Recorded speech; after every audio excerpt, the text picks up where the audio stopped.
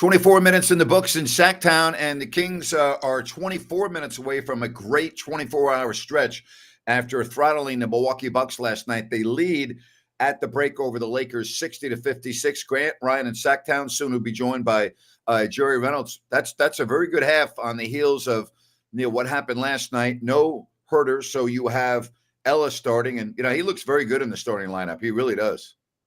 Yeah, he does. He just meshes well with them, and I think you need a bigger sample size still. But Grant, it's something the Kings have been looking for a while.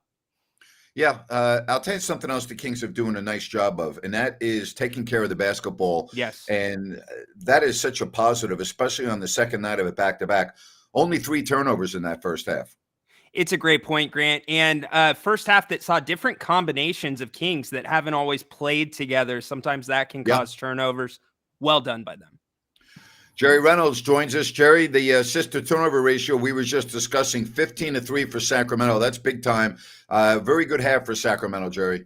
Oh, extremely well played. Really good game. I mean, obviously the Lakers getting unusual production from Reeves and Hachimura. Not that they're not really good players, but they've really had probably career halves. But I mean, Duarte really getting great performance there, and of course Keon Ellis. I mean, he really he's a difference maker. And just all the little things.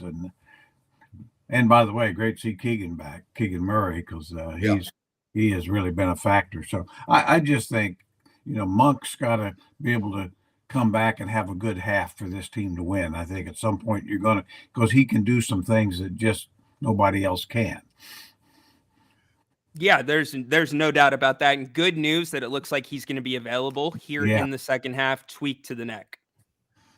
Good. All right. I want to talk more about Ellis. Generally, you don't make changes to a starting lineup, with 17 games left. But, Jerry, it just seems to me when he's in the starting lineup, first of all, as a starter, the Kings are, I think, 5-0. And if they win this, that would be obviously 6-0. Could you, this is looking good. And, again, it's a small sample size, as Ryan pointed out right before you were coming on. Could you see a move of that magnitude at this point in the season? I sure could. I mean, I just think he makes the team better. And, offensively, he's very productive. And, of course, what he does defensively on a team that desperately needs defense, disruptor like he is. So, and I think it wouldn't be so bad for Herter. I think in a lot of ways the bench then becomes a lot better. In other words, he can be more of a scorer off the bench. That wouldn't be just depending on Monk to have huge games every night. Well, yeah, there's no doubt about that. And I think with Keon too, he allows Mike Brown to let the defense be a little bit more aggressive. He's able to get out because he can cover more ground than Kevin can. Yeah, too, they're playing more zone, and I think he's one of the reasons. I mean, he's really got the great instincts for it. Where he can help out, he can cover his area and help out, and that gives the Kings just another way of maybe disrupting teams, even though they're not particularly good individual defenders. Jerry, right, so, I know it. Go ahead. Yeah, just a quick question, Jerry. I know it's a small sample size, as we've said, but I kind of think Keon being in the starting lineup, there's no expectation to get him shots, which frees everybody else up. What's your take? What does he do that frees everybody up? Well, I think you're right. I mean, I think he really is a ball mover, doesn't stick, and he knows he's out there to guard and take open shots. I always just say it's a little bit like I always said, like Grayson Allen in Phoenix, guys like that just play their role and are skilled and can make shots. Boy, they're hard to find. They don't try to do things they can't do. And to me, Keon's like that. I think he could be a double-figure scorer without looking to score. Wow.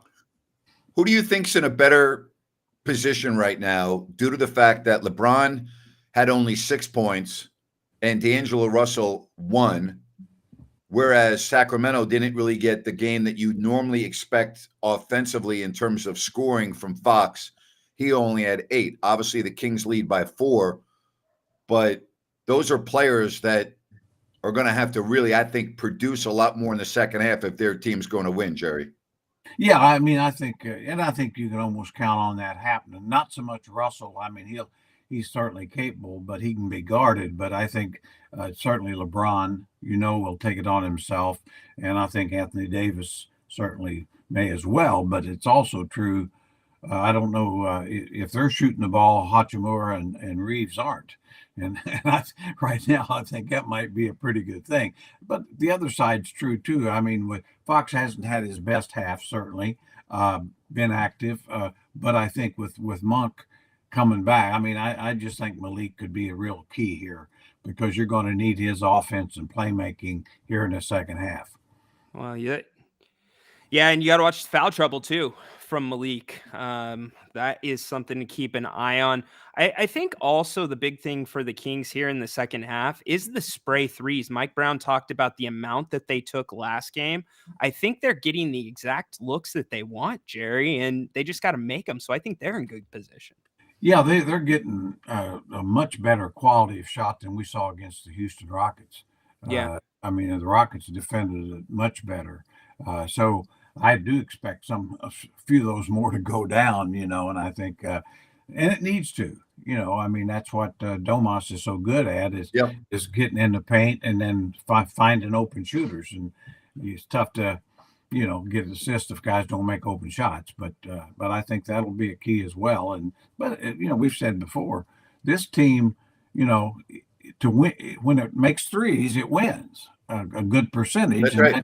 And so that'll come down to that. They're going to have to make a decent percentage, if not good percentage, in the second half to win. And keep in mind that Dallas already won. They beat Golden State.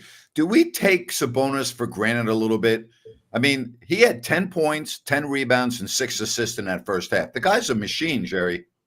I don't, but I think the national media does. I mean, he doesn't get the credit. I don't think he'd really care, but I mean, my goodness, he should have been, of course, an all-star. We know that, but Sure. He's an all NBA level player.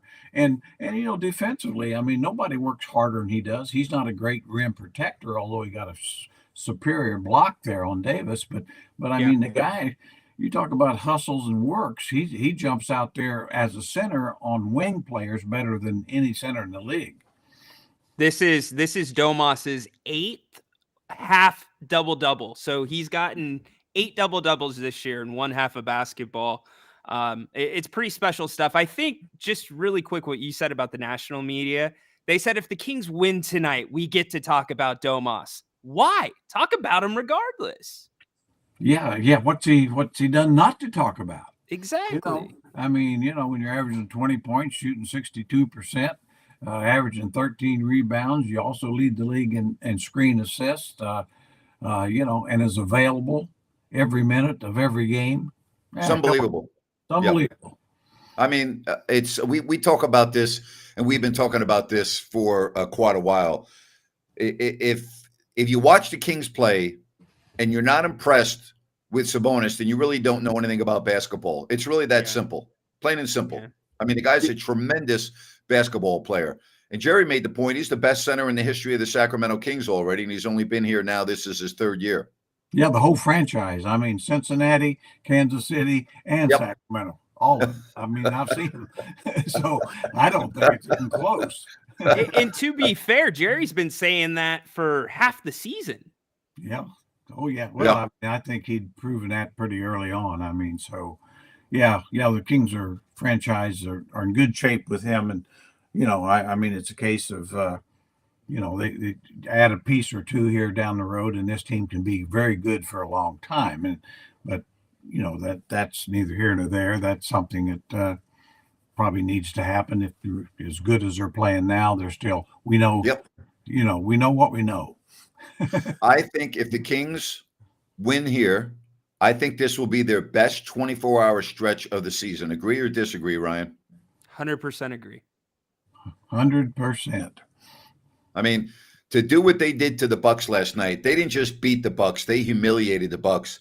And then on a second night of a back-to-back, while the Lakers are waiting for you, and let's not, understate this. This is a huge game for the Lakers. This is huge. If they have any hopes of catching Sacramento, then this is a must win. They absolutely, if they lose tonight, they're going to be too far back. There aren't enough games Bingo. left. So, the Lakers right now in that locker room, and you look at the Lakers right now, okay, they're 36-30, and the Kings are 37-27. There's a huge difference between 2 games back in the loss column and 4 at this point. So to me, this is big for both teams. Okay. And again, the fact that Dallas already won, okay, and the Suns play Boston coming up next, you got to figure they're going to lose that game in Boston. This is really a huge second half coming up, guys. Yeah, it really is. Well, the other side of it is, I mean, the Kings will have the tiebreaker with the Lakers regardless. Yes. And they certainly have a far more home games than do the Lakers. So, but this would really be huge just to get this one. Yep. And like you say, kind of bury him a little bit. You can't bury him deep enough for me, but that's just, Ryan, give me a final score tonight, buddy. You've been pretty good lately. Yeah, we've all been doing pretty well. I'm going to say Kings 124, Lakers 122. I got 115 Kings, 111 Lakers. I got Kings 118, Lakers 117. I think this thing's going to go down to the final possession. I think on a second night of a back-to-back, I think the offense is going to be a little bit, not much, but a little bit tougher to come by. But I think it's going to be, I think the Kings win this game by a point. And if they do win by a point, Jerry, your adrenaline will be so high and you won't be able to fall asleep for several hours after this game. Probably not, probably not. But I like to say, I'm just telling y'all, we need the Monkster to come into play here in the second half. Yep. We need to. Yep. We're going to need the Monkster. Jerry, I look forward to having you on this show again tomorrow at 4:00, and we'll break it all down. I'll start preparing as soon as we get off here. I really will. See you guys. Thank you, Jerry. Oh, wow. And then, Rhino, we're going to be back right after the game, and let's hope that we have a hell of a post game. I think I really like the way the Kings are playing right now and their attention to detail. I just got to believe you're going to see the A version of the Lakers here in the second half. And but if you see the A version of the Kings will win the game. Yeah, you will. And I think the big key to this, and it's always the third quarter, but it's if the Lakers try to replicate the formula that the Houston Rockets used the other day, just pounding it inside in the third quarter, the Kings can stop that. They're going to be all right. All right. Don't forget to subscribe if you have not already done so. Give us a thumbs up. And we look forward to being back right after the game. Kings and Lakers right now it's 60-56 Sacramento at the break. Talk to you in a little bit. Enjoy the second half.